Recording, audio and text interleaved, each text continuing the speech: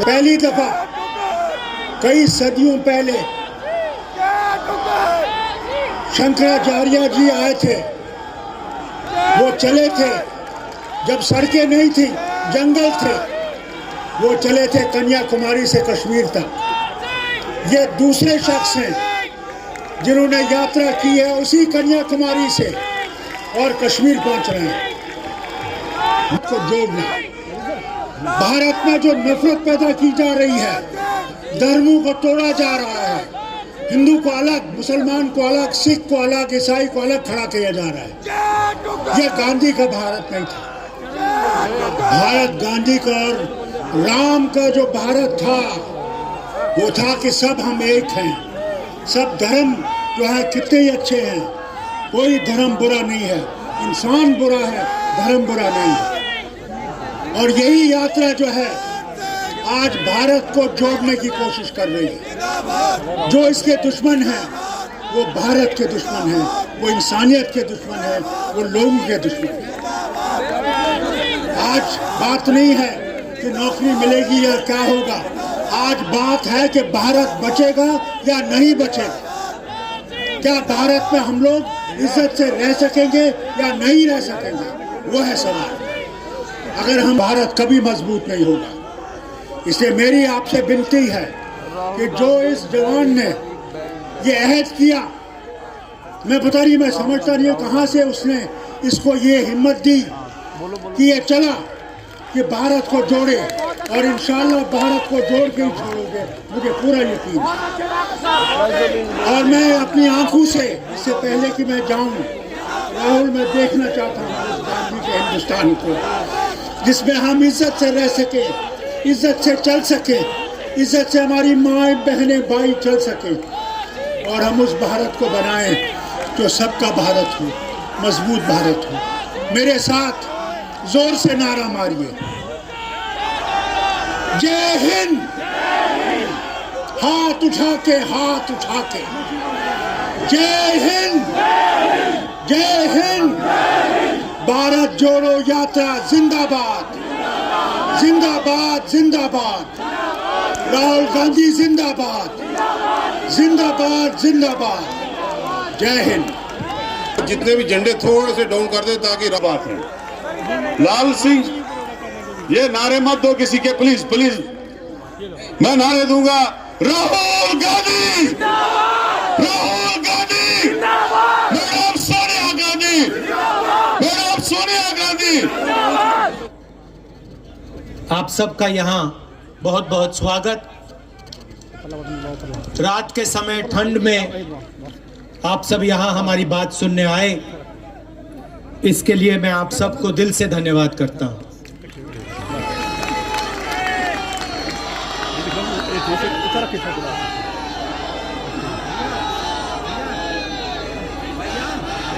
कुछ महीने पहले हमने ये यात्रा कन्याकुमारी में शुरू की। शुरुआत में लोगों ने कहा कि कांग्रेस पार्टी के नेता 5-6 दिन चलेंगे, चल नहीं पाएंगे। 4 महीने में हम यहां तक पहुंच गए हैं।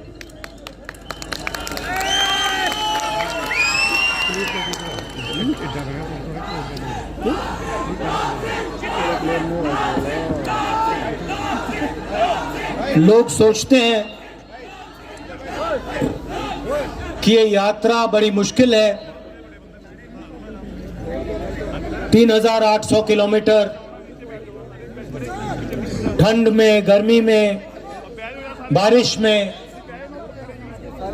मगर ये सफर मुश्किल नहीं था, काफी आसान था। सुबह 6 बजे उठते थे, 6-7 घंटे चलते थे, शाम को बिल्कुल थकान नहीं होती थी। मुझे अजीब लगा तो मैंने बाकी यात्रियों से पूछना शुरू किया कि भाई आपको थकान हो रही है? नेताओं से पूछा, सबने जवाब दिया कि पता नहीं क्यों नहीं,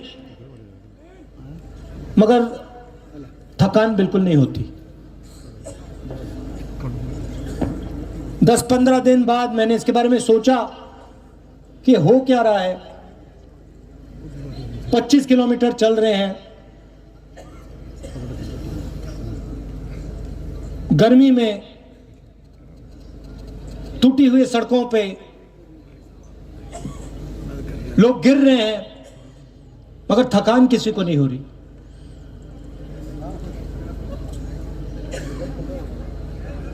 और फिर मुझे बात समझ आई कि थकान इसलिए नहीं हो रही है क्योंकि हिंदुस्तान के आम नागरिक की पूरी शक्ति इस यात्रा को पीछे से कन्याकुमारी से कश्मीर की ओर धकेल रही है। कोई गिरता है, कभी कभी भीड़ में कोई गिर जाता है, मैं ध्यान से देखता हूं, ध्यान से सुनता हूं। कोई गिरता है, 1-2 सेकंड लगते हैं, उसके चारों ओर जो लोग होते हैं एकदम मदद करके उसको उठा देते, झिझकते नहीं, रुकते नहीं। कोई ये नहीं पूछता तुम्हारा धर्म क्या है, हिंदू हो, मुसलमान हो, सिख हो, ईसाई हो, क्या हो, कोई नहीं पूछता।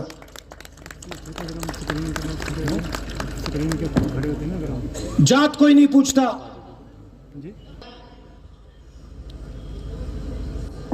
किसी भी ढाबे में जाएं, वहां पे हमसे पहला सवाल होता है कि क्या तुम भारत जोड़ो यात्रा पे चल रहे हो? और जैसे ही हम हां कहते हैं, वैसे ही रेस्टोरेंट का मालिक, ढाबे का मालिक कहता है हम आपसे पैसे नहीं लेंगे, हमें आपका पैसा नहीं चाहिए, हमें आपका पैसा नहीं चाहिए। और जब हमारे यात्री पूछते हैं क्यों नहीं चाहिए, तो कहते हैं आप भारत को जोड़ने निकले हो, आप नफरत के बाजार में मोहब्बत की दुकान खोल रहे हो, इसीलिए हमें आपका पैसा नहीं चाहिए, हम आपकी मदद करना चाहते हैं। भाइयों और बहनों, बीजेपी और आरएसएस के लोगों ने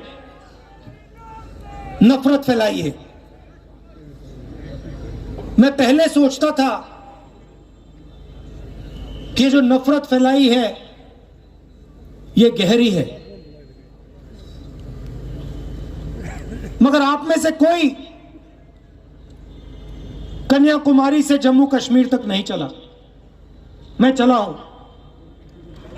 मैं आपको बताना चाहता हूं कि मैंने हजारों लाखों लोगों से बात की है, और मैं आपको गारंटी देके कहता हूं कि यह नफरत गहरी नहीं है। यह नफरत जरूर आपको टेलीविजन पे दिखेगी। जो हमारे रिपोर्टर हैं, इन पर बीजेपी के लोगों ने, इनके मालिकों ने लगाम लगा रखी है, तो इनको कहना पड़ता है।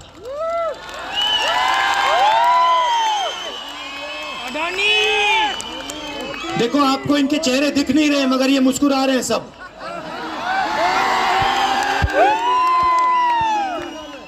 और छुप छुप के मुस्कुरा रहे हैं, कहीं कैमरा पे ना आ जाए और मुसीबत हो जाएगी।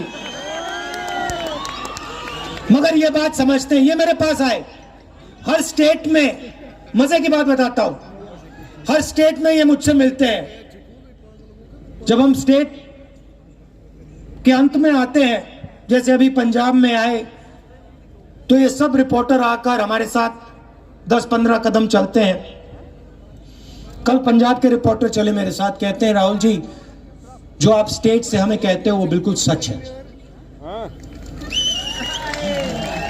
हम हमारे दिल में जो है, रिपोर्टर कह रहे हैं, हमारे दिल में जो है हम उसको टेलीविजन पे नहीं डाल सकते, उसको अखबारों पे नहीं डाल सकते, उसको मैगजीनों पे नहीं डाल सकते। ये आज हिंदुस्तान की सच्चाई है। तो इनको भी दबाया जाता है।